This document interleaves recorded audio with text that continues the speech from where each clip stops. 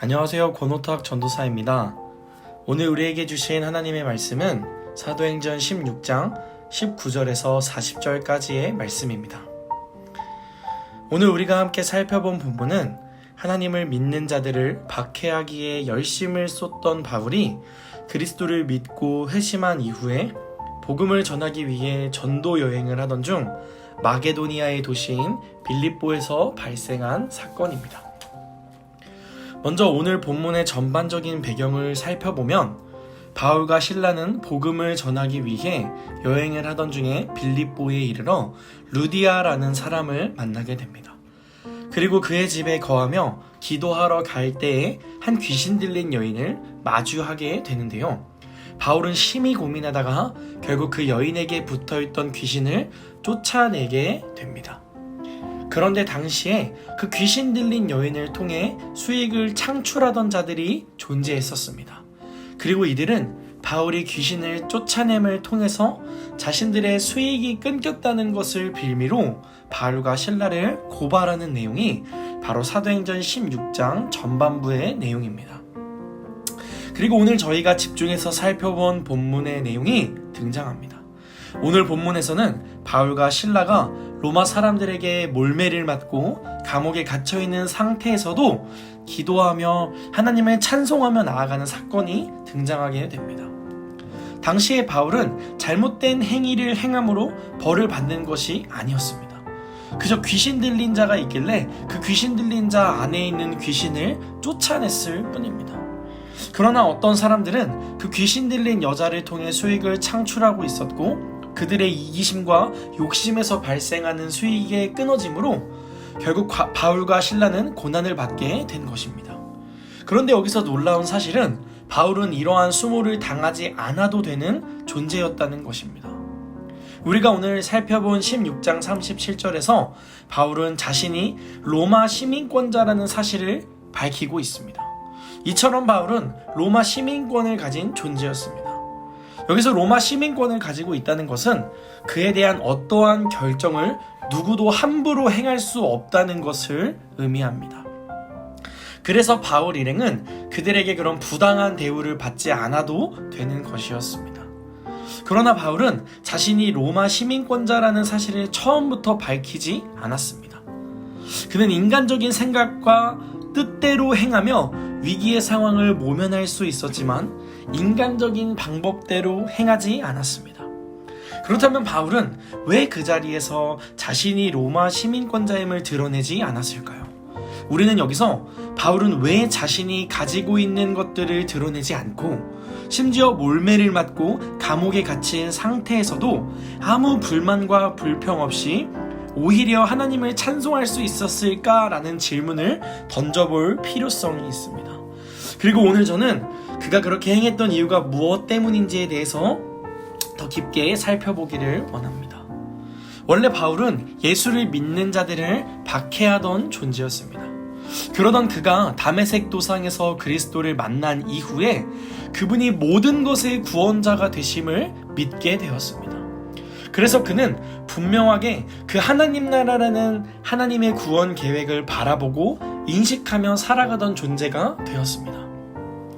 그는 그가 회심한 이후에 그 하나님 나라의 주인이시며 그 나라에 들어갈 수 있는 유일한 돌파구인 그리스도를 전하는 것에 모든 것을 쏟았던 것입니다. 또한 그는 그리스도를 전하는 것에 있어서 자신의 생각과 뜻대로 전도의 방향성을 정하지 않았고 하나님의 뜻하심대로 움직이며 전도 여행을 준비해 갔습니다.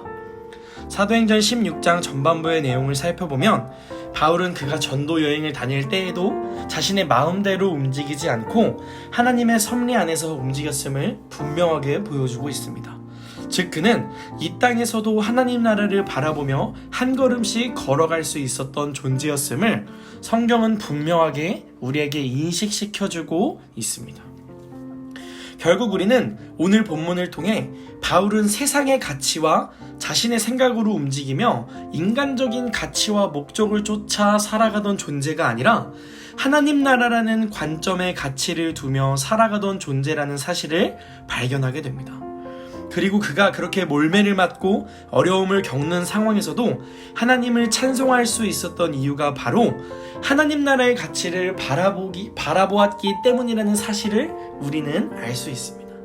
그리고 하나님은 그런 바울을 내버려 두지 않으시고 세상이 감당할 수 없는 하나님의 방법을 사용하셔서 그들을 도우시고 그 일을 통해 사람들이 하나님께로 돌아올 수 있도록 하나님의 일하심을 드러내신다는 사실까지도 우리는 살펴볼 수 있습니다. 이처럼 하나님 나라의 가치는 현재를 살아가는 우리에게 그 나라에 대한 소망과 기대 그리고 능력을 분명하고도 명확하게 드러내고 있습니다. 그리고 이 땅에서도 우리가 그 나라의 가치와 방향성을 쫓아 살아갈 수 있는 은혜를 허락하고 있습니다. 여러분, 이것은 아주 놀라운 기적입니다. 우리는 죄악된 본성으로 인해 우리의 것들만 바라보고 살아가며 삶의 끝에서 죽음을 맞이하며 살아갈 수밖에 없는 죄인임에도 불구하고 그리스도를 믿는 믿음으로 죽음이 아닌 영원한 것을 바라보게 되는 기적을 경험해야만 합니다. 이처럼 하나님 나라의 가치는 우리에게 세상이 줄 수 없는 영원한 기쁨과 소망을 주게 됩니다. 이러한 사실의 결과로 바울은 하나님의 섭리 안에서 사람들에게 구원을 선포하게 되고 그들 또한 하나님의 방법으로 그 전능하신 하나님의 살아계심을 경험하게 됩니다. 우리는 바울과 같이 하나님 나라의 관점을 가지고 이 땅을 살아가야 합니다. 그리고 분명한 것은 이미 이 땅에도 하나님 나라의 능력이 드러나 하나님의 살아계심이 이미 증거되고 있다는 사실을 우리는 바라보아야 합니다. 그래서 오늘을 살아가시는 여러분의 삶 속에 하나님 나라의 영광과 은혜가 가득하시기를 진심으로 소망합니다. 이 땅에서 바라보는 슬픔과 우울함 그리고 고난 그 위에 존재하는 하나님 나라의 섭리를 발견하시고 하나님의 뜻함이 이루어지는 놀라운 역사를 경험하시며 살아가시는 여러분이 되시기를 진심으로 축복합니다. 기도하겠습니다. 사랑이 많으신 주님, 우리를 사랑하여서 그 아들을 보내시고 그 아들을 통해 그 하나님 나라를 우리에게 주심에 진심으로 감사를 드립니다. 이미 이 땅에 이루어진 그 하나님 나라의 소망을 바라보며 날마다 살아가기를 소망하오니 하나님의 은혜 안에 그 하나님을 누리며 살아갈 수 있는 담력과 지혜를 허락하여 주시옵소서. 감사하며 사랑이 많으신 예수 그리스도 이름으로 기도드렸습니다. 아멘.